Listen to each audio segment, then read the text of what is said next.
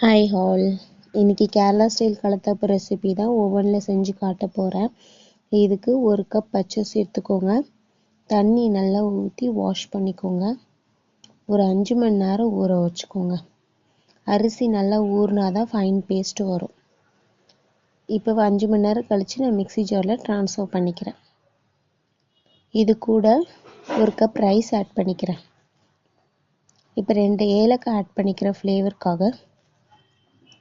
சீரகம் ஆப்ஷனல் தான், வேணும்னு ஆட் பண்ணிக்கோங்க. நான் ஆட் பண்ணியிருக்கேன், பட் வீடியோவில் மிஸ் ஆயிடுச்சு. இது கூட சால்ட் ஆட் பண்ணிக்கோங்க. கொஞ்சம் கொஞ்சமாக தண்ணி ஊற்றி நல்லா நைஸாக அரைங்க.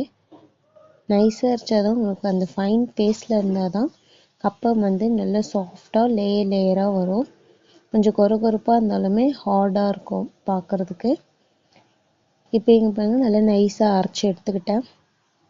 இது கூட சோட்டை மாவை ஆட் பண்ணிக்கோங்க. இன்னும் நல்லா சாஃப்டாக வர்றதுக்கு நல்லா மிக்ஸ் பண்ணி ஒரு ஓரமாக எடுத்து வச்சுருங்க. நான் ஓவனில் தான் செய்ய போகிறேன். ஸோ பேக்கிங் ட்ரேயில் 2 ஸ்பூன் நெய் எடுத்துக்கோங்க. எந்த ஆயில் வேணால் யூஸ் பண்ணலாம், பட் நெய்யில் தான் உங்களுக்கு ஃப்ளேவர் நல்லா அந்த ஸ்மெல் வரும். அந்த நெய் ஸ்மெல்லு இன்னும் சூப்பர் அடிஷ்னல் ஃப்ளேவர் கொடுக்கும். ஸோ நான் 2 ஸ்பூன் நெய்யை ஹீட் பண்ணி எடுத்துக்கிட்டேன். இதில் கட் பண்ணி வச்சுருக்க தேங்காய் வெங்காயத்தையும் சேர்த்து ஒரு 5 நிமிஷம் மறுபடியும் ஹீட் பண்ணுறேன். இந்த தேங்காயும் வெங்காயமும் ப்ரௌனிஷ் கலரில் வரணும், அடிஷ்னல் ஃப்ளேவர் கொடுக்கும். இப்போ இன்னொரு பாத்திரத்தில் 1 கப்பு வெல்லத்தை ஹீட் பண்ணி ஃபில்டர் பண்ணிக்கிட்டேன். இந்த மாவில் நல்லா கலக்கி எடுத்துக்கணும். இந்த மாவில் வெல்லமும் அந்த மாவும் நல்லா மிக்ஸ் பண்ணணும். நல்லா கட்டி இல்லாமல் மிக்ஸ் பண்ணி எடுத்துக்கணும். இப்போ இங்கே பாருங்கள், ப்ரௌனிஷ் கலரில் வந்துச்சு.